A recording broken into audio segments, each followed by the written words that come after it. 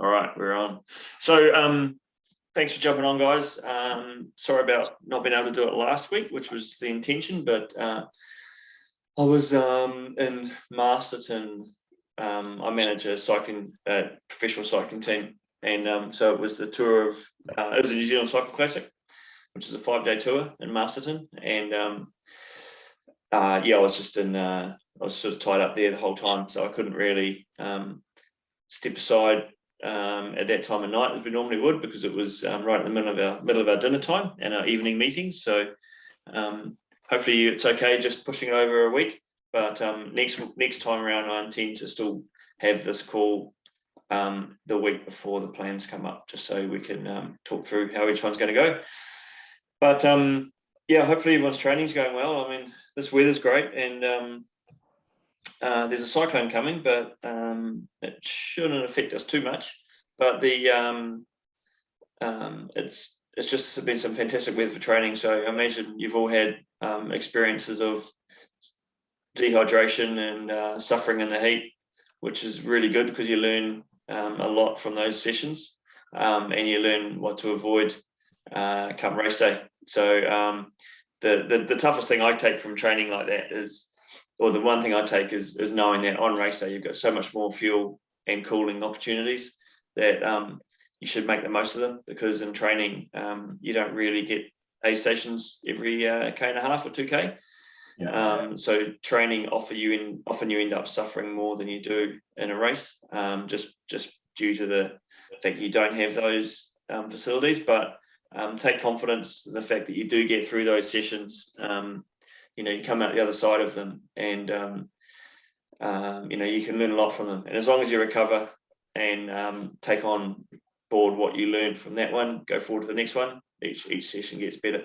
And you have to have those days where you find yourself deep in a hole, because those are the ones that you learn the most from, because you can look back and think, how did I end up in this place? Did I stop fueling an hour before the end of the bike? Did I forget to have something to eat at this stage? Did I you know, not drink enough? If it's on the run, maybe you just didn't take enough fluid on the run. So those are great lessons to learn. So hopefully you've had some opportunities to do that. Here in Auckland, we've been able to get into the pool, which has been good. So training is going crazy for us Aucklanders, which we're trying to catch up for the rest of you guys. You've had like 100-day head start on us. But that's right. We'll be right. We'll get you there. All right. So let's pull this screen across so you guys can have a look at it. Okay. So here we go with I'll take you through the Ironman specialty plan at the moment. And we'll just have a quick talk about this, and then we'll go and have a look at 70.3. And then I've got some questions that some of the people have asked they want me to go over. So we've got a few good questions here, and also some tips about the upcoming events and training camps that are coming up and how to manage all those things. So the idea behind this phase of training is we're really settling you into what you're going to be feeling on race day, and trying to really hone into that, not necessarily that race pace, but certainly that race effort, what it feels like to be putting out the expected power there, or pace on the run that you'll be doing on race day. So those sweet spot efforts, big gear sweet spot efforts, they're really there to bring up to try and simulate the climb back from Broadlands Road, Reparai. It's generally a long drag coming into the headwind, so your cadence will be dropped a little bit. If you've paced yourself well, your power should be pretty consistent around that upper endurance level, touching into tempo. And so having you doing these workouts at sweet spot is a little bit harder again, and it just trains your system into recognizing that this is sort of the upper level. And if you don't go near there on race day, then you have a massive range to work in, and you don't find that you are pushing yourself uncomfortably. I always like things to feel harder in training than they do on race day, and these are one of the sessions that will do that. So So it's really going to be pushing your limits of comfort, but understanding that it's slightly above what you're going to be doing in the event. This run ladder system, I quite like these sort of workouts because they build on you as you go through the session, and as you can see, this gets faster and faster to a point that you're running beyond race pace, faster than race pace. And again, it's just that feeling of I know I can do this, I know I can do this, I've gone harder in training, and when you do run this sort of 10-minute or 8-minute segment, next time around the following weeks, suddenly that feels quite easy and quite comfortable. And that's what I want you to feel, is that range for those longer duration intervals is actually really, really comfortable, and you feel like you could do it for a long time.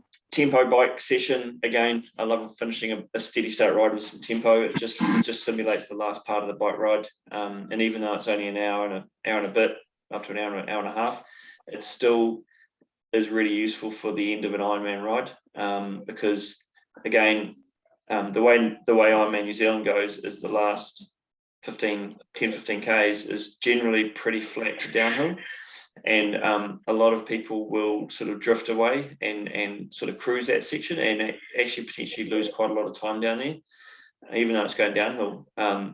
You can actually go downhill quite steady, quite fast, without using too much more energy. And as long as you're not working outside of that manageable zone, I always think the sooner I get off the bike, the better. Is when you get closer to that point, but just not to the point that you're actually riding way too hard for your abilities. You just don't want to be falling asleep in the last sort of 10, 15, 20 minutes of an Ironman ride. Off the bike run, again, easy pace. This easy pace, I'm hoping, as you would have seen through this season, as this plan's gone, your easy pace is steadily getting faster and faster, which is a great sign of efficiency. So, if you can compare back to what you were doing 3 or 4 blocks ago, your easy pace off the bike, you may be going 5 or 10 seconds a kilometre quicker for the same effort, which is exactly what we want to see as the goal. Pretty much the same routine through, just slightly longer intervals. I've kept that avalanche ladder the same. The beginner and advanced plans will see it named slightly differently, and your intervals are slightly different. But it's just about repetitive, bringing on more and more of the same, and just getting your body used to it. This brick session is a key workout, and it's actually timed similar to those that are coming to Ironman Camp will be doing. So if this is basically for those who aren't doing Ironman Camp, this is the workout for you. And it's an open water swim. Spend the time refueling yourself after that swim. You don't want to rush onto the bike and realize that you've forgotten something, or you haven't topped up on carbs and protein straight after the swim. But you want to be on the bike within 30 minutes of finishing it. It's a 6-hour bike ride, and as I say, don't worry about not completing the 180-kilometer ride. It's just riding for 6 hours, getting used to it, and just being comfortable and getting through that final quarter of the ride, feeling like you've still got something in the tank and that you're feeling really well, but steadily getting a little bit more intense as the ride goes on. So it's sort of a build ride. Quick transition off the bike. So you're sort of going race day mode there. So come off the bike straight into a run. And it's a 60-minute run with the first 15 or 20 minutes slower than what you would expect to be running on race day. And as I say here, it can even be a walk, because for some people, walking off the bike for the first 10-15 minutes is a really good way to just switch yourself over to running and just shake off the effects of the ride and start getting your body ready for running. So think about that. But fueling like you would on race day. So if you can have someone riding along beside you with a drink bottle and some cooling, nice cold water and some gels and stuff like that, that'd be fantastic. Or else just plan a route that you can easily get to that sort of stuff. It might be a loop course. Same thing with the bike. You might find that you can actually do 4 90-minute loops and have a sort of an aid station of sorts at home as you come past. But it's a good chance for you to actually feel what your body's going to be going like. You're going for a long time this day, and this is your race day simulation. And it's a pretty horrible weekend because you have quite a long run the next day, but it's just the nature of it. This is just all part of the fun with Ironman training. You have a day off on the Monday after though, so that's not too bad. So that's pretty spicy. Any questions around that? So what are you got that camp up there next weekend on the weekend of the third week, the simulation? Yeah, you're breaking up a little bit. I think I know what you'll be doing if you're coming on camp next week, or if you're coming on the camp the following week. Different timing of events, but a similar sort of workout. Is that what you mean, Nick? Yeah. Cool. It's just.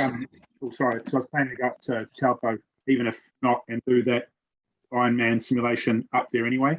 Yeah, perfect. Oh, that'd be nice. We'll see you out there. Let's look at quickly at the 70.3 one, and we'll just talk through how this one's going to play out, because obviously 70.3 and Ironman is quite different. Sessions, big long simulation sessions for 70.3 a day and for Ironman, because I figure you get enough running off the bike through a training plan that you don't really need to set aside a whole day to do it. So this one here, we're looking at building up some aerobic strain through the morning on the Tuesday ride, following it with quite a hard run session, which is sort of over unders. So you're running a little bit faster and then running a little bit slower, a little bit faster, a little bit slower. But it's not so much that you're running really hard and then easing right off. You're just sort of fluctuating over above and under a set zone or set pace. And these are really beneficial runs. So it just allows you to get that feeling of building up your effort as you go over a roller, and down the other side, easing off a little bit. And it may even be through simulating what you get through aid stations. You go slow down for an aid station, then you get back up to pace pretty quickly. Slow down for an aid station, get back up to pace pretty quickly. That's what you tend to do in 70.3. In an Ironman, you just try and keep that pace pretty steady and consistent, or even walking the aid stations. In 70.3, you can afford to be a little bit more varied in your pace. Run off a normal run on Wednesday afternoon. The ride on the Thursdays has you riding closer to race pace efforts for. Again, it's a similar thing to the over unders, where you're riding a little bit harder, a little bit easier, but it's more about finding that comfortable pace that you can sustain for a longer period of time, because you want to know that on race day what too hard feels like, what too easy feels like. So this is a great session to bring that out, and we can carry that over a little bit more for the Saturday session as well. And then the run off the bike on the Saturday is a little bit closer to what you will be doing on race day, but only for 45 minutes, or even an hour. So that's kind of the simulation aspect of it. If you wanted to bring that open water session in to just before the bike, so you end up doing it as a swim bike run, absolutely feel free to, no problem at all. But it's not a huge requirement that you do that, but it does make a nice change to bring some swimming in prior to the biking. One thing I will do in the next block is actually give you for the 70.3 athletes, is actually give you a swim bike run simulation session, which will be similar to race day but shorter, and that will help you sort of bring it all together before you hit the race. Now, as we go through the plan, you can see that it just increases volume a little bit more intensity, longer duration work, and then that typical week after, I just sort of like loosening the body off, and then easing you down through the weekend and getting you ready for the next one. But we finish off with quite a long endurance ride at the end of that, because through these weeks prior, you see that the bike rides aren't particularly long. So what I don't want you guys to be doing is finding that your endurance is dropping away too much for the sake of riding these shorter, harder sessions. So we'll hit you with a 4-hour ride again, just to bring that endurance component back up in your training. So that is pretty cool, pretty fun. Any questions from 70.3 crew about that? Which is the race block, 4 weeks to a race day, is we'll be coming back to those time trials as you the plan. So you'll be doing another FTP test or a ramp test of sorts, and a run test and a swim test, because that'll be the chance for you to compare how you had gone compared to previous times, to see where fitness gains improved, and that will help you anchor some race effort again. Just helps to reiterate what you've been doing and how that's going to carry across for you. So if we look for camp, so I've set a training plan for the people coming to the 4-day training camp. And I haven't done one for the 2-day camp, and I'll explain why in a minute. But this 4-day camp is set to start on the 28th of January, which means those of you who are doing that camp, you need to apply this training plan to your calendar to start on the, let me get my date right here, to start on the 24th of January. And this will be the next 2 weeks of your training plan before we roll into the final block. So if anyone has any problems with doing that, if you're not sure how to load up a training plan onto an existing calendar, there is a document in the articles database that you can look at, but I'll actually link that article tomorrow when I send this video out. So you can just go back and have a look and double check how to do it, because what it needs you to do is you load this training plan, and then you make sure that you check the box that says overwrite existing sessions, and it will clear out what's already on there for those 2 weeks and put this in its place. And this is the training plan for those of you that are coming to Ironman camp for the 4-day, 28th to 31st. For those of you that are coming to the 2-day camp, which is the 5th and 6th, those sessions are very, very similar to what you'll be doing on the training plan anyway. And we'll just end up doing the camp sessions, and it'll just load up against and match against the sessions that are in the training plan that you've already got. So it won't make a massive difference to those of you that are coming to 2-day camp, but the 4-day camp, it's a big difference. So it's important that you upload this training plan, because I've altered the week's sessions prior to the camp, and I've altered the week sessions post camp, just so we make sure that you're not overreaching, and that you're still getting sufficient amount of recovery, but you're still getting the sufficient amount of training from it as well. So hopefully that makes sense. Let me know if it doesn't, but you know how to get hold of me anyway. So what we'll do is we'll talk a little bit about some of these questions that came across to me over the last couple of days, and if anyone has any other questions, just pipe up and feel free to fire away. So the Tauranga Half is coming up next weekend, and some of you guys will be doing it. And so the question was, what sort of training should you do going into it, and knowing that the week following is the training camp. So that's potentially quite a heavy couple of weeks. So I need to make sure that you make the most of the taper going into the camp, into the half Ironman, and then you come out the other side with enough recovery that you can start the camp, feeling fresh, feeling good. So I recommend using the full taper week going into the Tauranga Half, and that way you'll get the most of recovery going into it. You'll hit the race day feeling really fresh, feeling really good.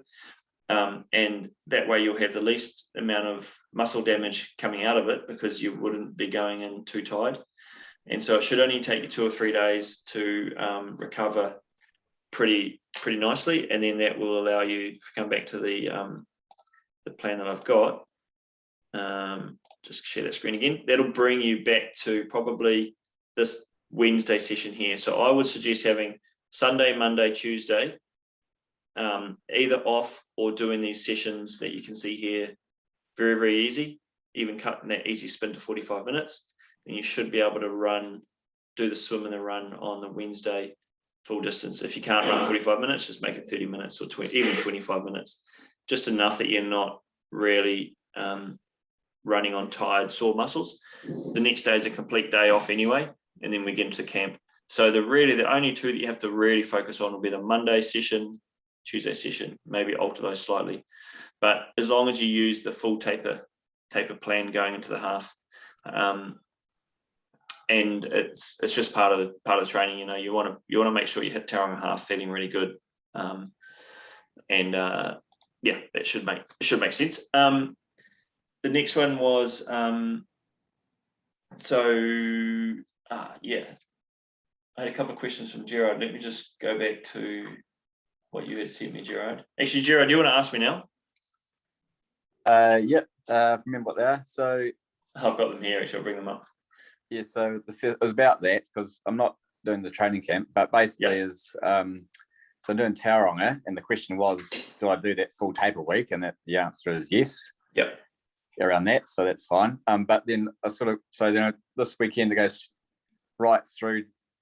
Well, it had a 5-hour bike ride, but then do I chuck it? Do a 6-hour instead or something like that, and then obviously and also do the long run on the Sunday. So you want to do Tauranga half pretty well, aren't you? Yeah, I do. Yeah. I actually think you should cut that 5-hour ride to 3 hours. Okay. Because when was the last long ride you did? Like, what did you do? Well, I did 4 hours last Sunday, but it's come back from holiday, and the week before I did 2 long rides. I did a 6-hour and a 5-hour. I just kind of squashed things in a bit, so it's probably been 2 and a bit weeks since I did a 6-hour. That's right. You'll be getting one the following week anyway. So there'll be a 6-hour the week after the half then. Yeah. Simulation. Yep. Okay. I'd like to get 4 6-hour rides in within 10 weeks of a race. And I think you'll probably hit that. So I wouldn't worry too much about doing one that long this weekend, knowing that you'll freshen up and have a really good race at the half. That run, you could probably do an hour and a half and get it quite comfortably. You could do a decent run off the bike, off that 3-hour ride, and then do you could probably run it to an hour off the bike, do a nice relaxed hour and a half run, and then start your taper week going into it. And I reckon you'll feel pretty fresh. And so pretty good. The Sunday doing a 90-minute run. Okay. Yeah. Okay. And just do it somewhere soft surface, just along like even Hutt River Trail or something where it's pretty easy on the legs. Bit of grass, bit of gravel. Yeah. Stay off the hills. Okay. Yeah. Okay. So that's fine.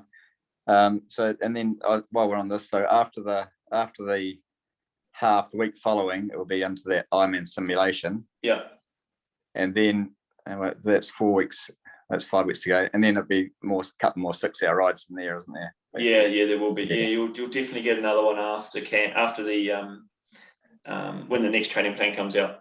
You'll get one for sure. Yeah. So I might end up doing 3. So the idea is to try and get 4 6-hour rides in. Okay. Yeah, in the 10 weeks before. Yeah, that's heaps. That's heaps of riding. Yeah. Okay. I done 5-hour as well, obviously. So yeah. Oh, you just brush it off like it's nothing. 5-hour ride. Oh no, I'm terrible. It's like anything over 4 hours is gosh. Anyway. Yeah, I'm feeling it. Awesome. That's good, thank you. And then just as again after the half, just take a few days easy, then build into that following weekend. Yeah. So that Monday, Tuesday, really just go on how you feel. But like if your taper week's been pretty good, you should get to the end of the half and you'll have heavy legs and you might feel a little bit of DOMs in your legs, but just do a couple of easy days and maybe a light swim with some pull buoy work, and it just stretches your body out a little bit, and then you'll find you come back pretty quickly. Yeah, so all those things that landslide, those run sessions next 2 weeks, probably won't be doing those because they're sort of they fit. Yeah. They don't really fit too well for you. No, they don't really fit. Yeah, that's the thing. Yeah. Okay. Cool. And just maximize your recovery after that race. So just straight into the hydration and protein recovery, and just really look after your body in it after it. Okay. Great. Thank you. No worries. Any other questions, guys? Oh yeah. No, go ahead. You go. I just had a quick question about the use of caffeine. Yeah. I think maybe last year I overdid it and I wound up getting really sick. I didn't have enough nutrition as well, but got really sick in the end. And I wondered if I had too much. Is there a general, I often have kind of a caffeine tab on the bike halfway through, like 100 milligrams, about 4 hours maybe in, so over halfway through. And then I'm planning on using Cliff Blocks this year on the run, the orange ones, which have caffeine as well. Yeah. Yeah. I know So it depends on body size and all that, but yeah, is there a general guideline? there's not. Obviously. There's not, and it does depend on your tolerance quite a lot.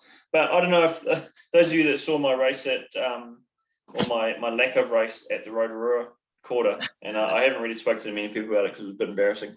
But Oh, did it not go well? no. And what happened, I've learned a valuable lesson, is that I didn't feel well the night before the race. I didn't feel well in the morning. I had a coffee, and so the proportion of caffeine in my system versus available carbohydrates was out of kilter, and it just threw my body into complete shutdown mode. And my heart rate wasn't crazy, but I couldn't breathe properly. I couldn't get enough air in. I lost all the strength in my arms and my legs. The swim was fine, but by the time I got on the bike, I had sort of a carb flat. I didn't have enough fuel on board. I had too much caffeine in my system, and it was just ripped me apart. And it was it was the worst race I've ever had in my life. Had to walk most of the run. I was going to retire. It was absolute misery. And by the time I finished it, I'd analysed exactly what had gone wrong. And talking to Kelly afterwards, it was so clear that I just had too much caffeine, and it just didn't work for me. So if you have caffeine and you don't have enough carbohydrates going in at the same time or prior to, I think that's a really high risk of having problems. But if you feel last year, I couldn't take any food on. Yeah. So I just popped another caffeine thing, and then it just killed me. Yeah. I mean, Coca-Cola's fine because there's a little bit of caffeine in it, but not too much. Those caffeine gels are actually pretty strong, pretty rich, and 100 milligrams of caffeine is quite a lot. So I think a Cliff, so one of these Cliff double shot espressos, this has, I think, bear with me. I did read how much caffeine it has. I don't know. I thought it had 80 milligrams of caffeine. 100 milligrams of caffeine. There you go. So that in itself is a huge amount. And if I was going to have one of these, I'd probably only have it right at the end of the race, like 20 minutes to go, just to get me home. Oh, really? I used to shove these down quite a lot, and I actually think it was probably not the greatest thing for me. So those single shot caffeine ones, which would probably have 50 milligrams of caffeine, they might be like once every 3 or 4 hours if your body's going good. But otherwise, I'd probably just rely on carbohydrate intake being at the optimum for what your body can handle, and then just come into caffeine at the end if you really need to. Okay. Yeah. I've changed my tune a little bit. I used to think that caffeine was the greatest thing out, but I'm not so sure it is.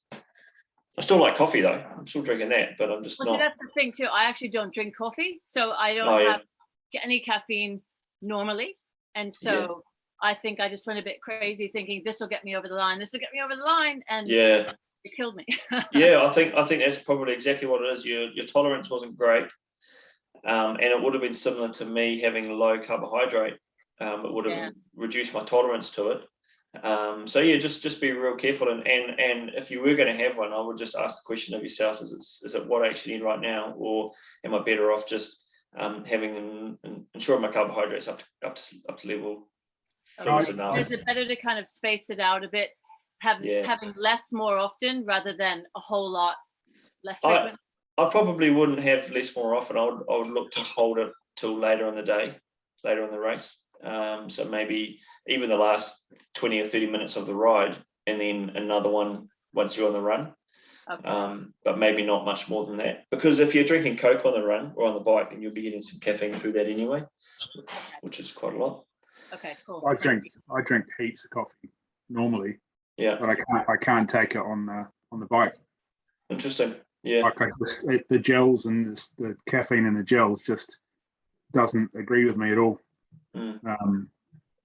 Coke, and that's fine, but I'd rather espresso or something before a ride, and then normal and I think they have quite a strong taste as well. Like the taste of those caffeine gels or caffeine drink is actually quite harsh, and it's not the most pleasant thing.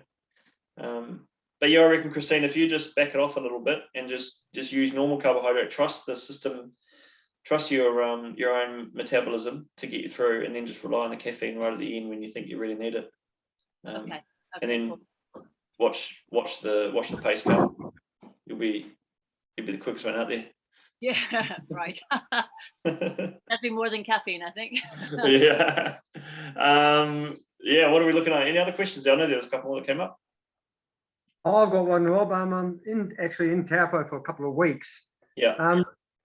Would you substitute some of my pool swims for lake swims? I just want to make as much use of the lake while I'm here. Yeah, totally. Like, Swimming is definitely my worst event. I'm not a confidence swimmer. I really think you should, and I think you should use take the opportunity to work on your skills in the water as well. So a lot of your sighting skills, one thing that you get in the lake that you don't get in the sea is the wind chop in the lake is really, really hard to read, and so quite often in Taupo in the race day, you can get quite an aggressive side chop.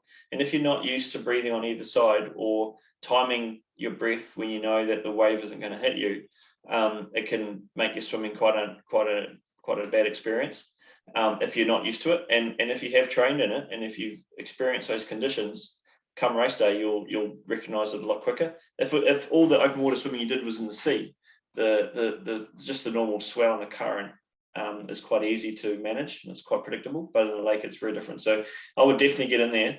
And the other thing I suggest you do is work on your sighting off landmarks, and just getting familiar with where you are in the lake in relation to the buildings that are on the side of the lake, so you can recognise the motels, so you sort of know how far down you are, and also what the sighting points of the buildings at the end of the lake, where the turnarounds will be. You can sort of visualize where they'll be, and maybe looking at the high point above the lake as well, so where the trees and the hills are, and just sort of picking out some of those landmarks. Like right now, I mean, I've swum that lake so often, I know exactly what I'm looking at any certain part of the swim, and it just makes it so much more enjoyable or more predictable if you know where you are. And saying that though, the pool is very, very good as well for certain steady pace interval sessions. But to get into that lake and just do some of those skill stuff, maybe like that Monday technique swim you can substitute for a pool for a lake swim, and then just doing that sort of thing and working on that would be really good for you. It's pretty choppy at the moment. The last few days, particularly yesterday, was a large swell. Oh yeah. It's good to get it. Like, it's not nice. It's good to get into it. It's probably swim out maybe 20 strokes, so you're not too far off, and you can still see the bottom. You can probably still touch the bottom, and then just practice swimming along beside it. And you might only swim for 10-15 minutes, because it's actually not the most pleasant thing. But on race day, if it was like that, at least you know that this is what's happening, and you can deal with it. The famous year when it was so choppy and everyone came out with sort of 10-15 minutes slower in their swim, the people that didn't freak out about it were the ones that had almost expected it and knew what to do with the water, and understood that it was going to be slower. A lot of the people who expected it to be flat and nice to swim in got a real shock to the system when they suddenly saw they were doing 10 minutes slower than they thought they would. And it's good if you can avoid that, if you can work around that. And it's the best swimming pool in the world. You might as well go and swim that lake as much as you can. Okay, thanks. It's so warm at the moment, you don't even need a wetsuit. Oh, it is. Amazing. How are we going with anyone else there? I've got a couple of queries. Yeah. Just being a total newbie, I've never done anything like this before. Just want to be confident that the level of fatigue that I'm feeling currently is normal, because I just feel absolutely shattered. Yeah. Do you record any metrics? Like, do you use heart rate variability, or do you monitor sleep hours or heart rate or a pulse in the mornings at all? No, I don't. Okay. We do expect there to be some level of fatigue, and people cope with it different to others. And some people who are more experienced might not notice that fatigue as much as others, and they might, they sort of just pass it off as just the nature of it. But if it's new to you, it can be a little bit unnerving, and you sort of wonder, is this right or is this wrong? I've always thought the reason why we do this is for enjoyment.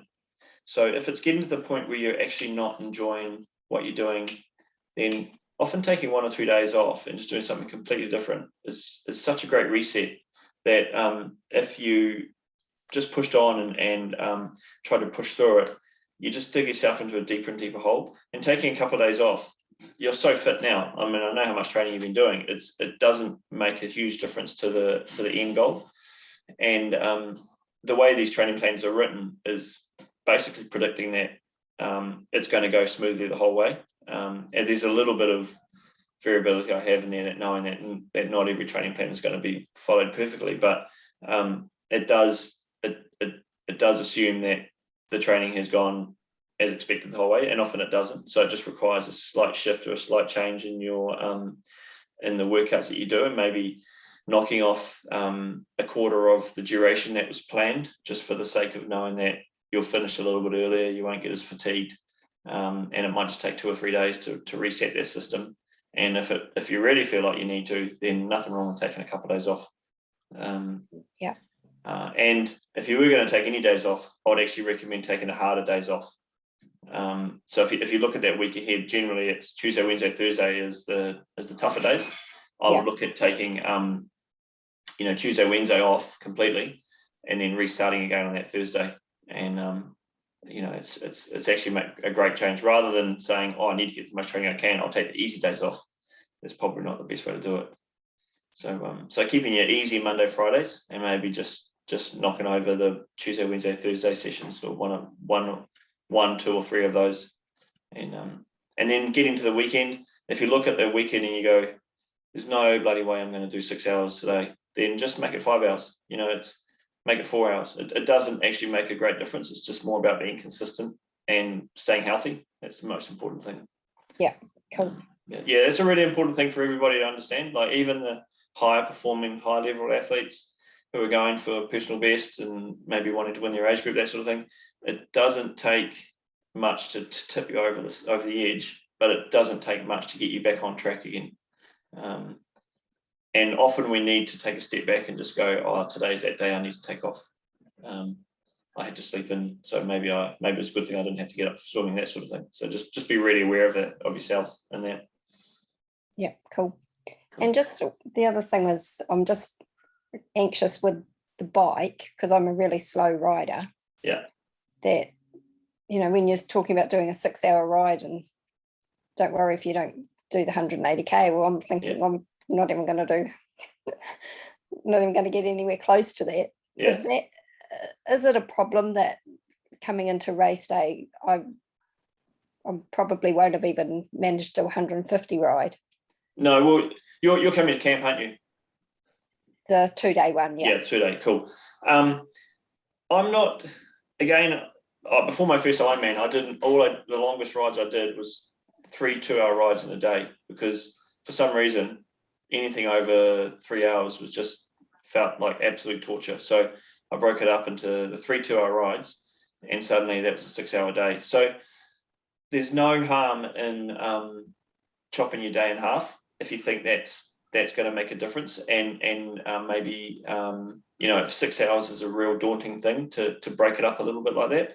In terms of the distance, again, I don't really look at it and think, if you've only done 150k, you're not going to get to 150k on the race day and all of a sudden just stop, because there's other things that are acting to get you to that finish line, and the physical side of it is actually not as much of a component as you might think. It's more about what we're doing in these sessions is stressing the body, getting you used to working for a long period of time at a certain level of intensity, which isn't at a maximum intensity. It's just at a comfortable range.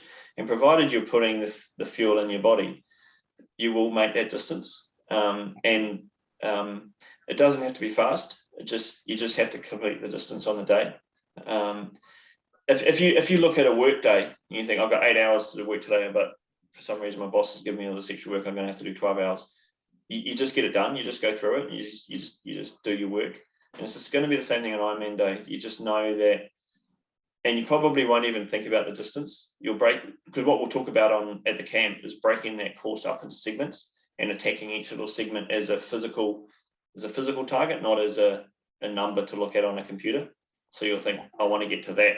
I know that road, or I know that farmhouse, or I know that little portion of the course. I'll get to that, then we'll carry on, do the next one, and that's how you'll knock the day off. You won't look at the kilometers ticking by and go 70k, 80k, 90k. It's not a nice way to go about that race. So I'm not concerned that you haven't done the full distance, because not many people do. But just have confidence that you have done consistently week in, week out of a huge amount of training, and probably a lot more than you ever have done. And that's going to have its own benefits for you. But yeah, we'll go into that in camp. Actually, I will have a bit of a chat to the group about that and how to get past that mental barrier, because it is a big mental barrier. But you'll achieve some stuff through that through that weekend that you will surprise yourself. Thank you. We'll get you there. Out of Ironman time, riding that Broadlands Road, how is it a done thing or not really, or just we've driven it and there was heaps of traffic. Yeah.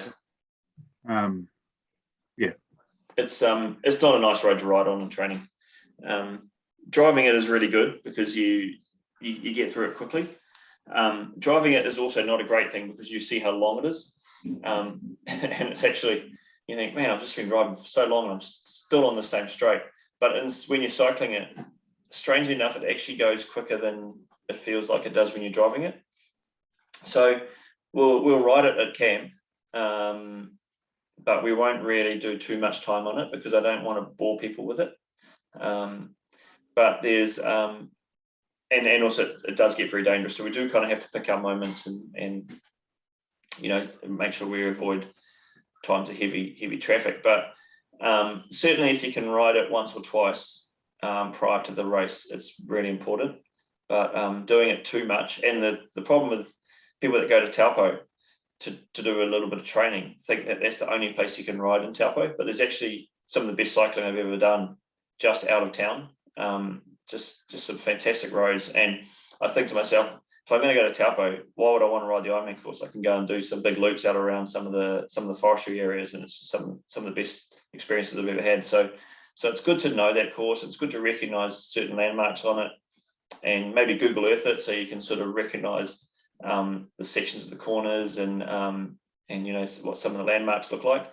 But I wouldn't stress a lot if you haven't done it a handful of times, half a dozen times. I think on race day, the most important part is knowing how long that hill is going out to Broadlands and how long the hill is coming back from Broadlands, and having a good grasp of the wind direction and where you're expecting the wind to come from at certain points in the course. Because what a lot of people don't realise until you see it on a map is the course is actually curved, and so the wind is always coming from one direction, usually from either the southwest or the northwest.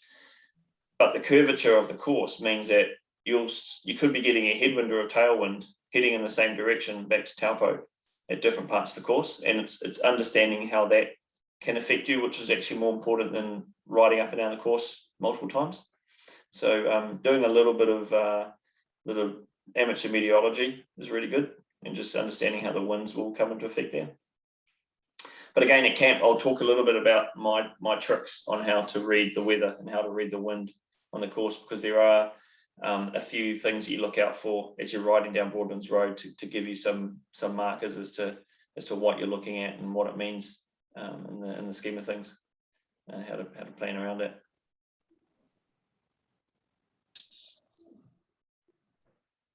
Cool. Anything else, guys? Rob, just Jared here. I see on the Ironman special plan you dropped an easy bike and you chucked an easy run in, which are a lot harder than easy bikes. Yeah. The theory behind that is just to increase more fatigue, which I think, I've done 3 days in a row of this training, and it's after that run off the bike this morning, it was quite tiring after running earlier 2 days, so there's definitely fatigue there. Yeah. But is that what those extra runners for? Yeah, basically? we've got to give you something, and it's better to give you something that will be, again, just simulating that, that because everything we're training for is we're basically training for the last hour of your Ironman. Yeah. You know, and it's just building up that level of fatigue. So you get to that last hour, and you're like, all right, I've been here before. I know what this is like, and you can push through it. So we're just breaking you down slowly. It doesn't sound very nice.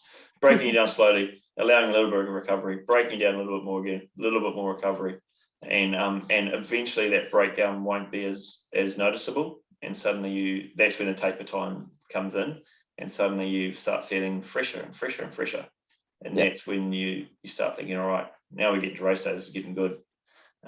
But we're still in that window of absorbing fatigue and just getting through the sessions.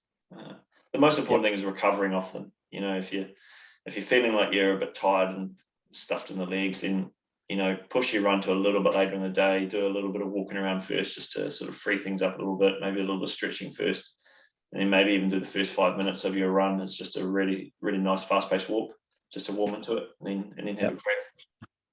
Cool. Thank you. That's right. Anyone else there? Cool. I reckon we'll leave it. I'll send this recording out tomorrow. But as you know, if you've got any questions, just fire a message out to me. And I will hopefully. Oh, one other thing. So our 2-day camp, we've still got some space available on it. So if anyone wasn't sure if they were going to be able to come to it on the 5th and 6th of February, we've still got some space. So if you're keen, just let me know. We'll slot you in there. Our 4-day camp has filled up, and we've gone through our wait list for that as well. So again, if you're still keen on coming to the 4-day camp, let me know. But I don't think we'll be having more spaces coming up for that now. But certainly our 2-day camp, that's got still got some room.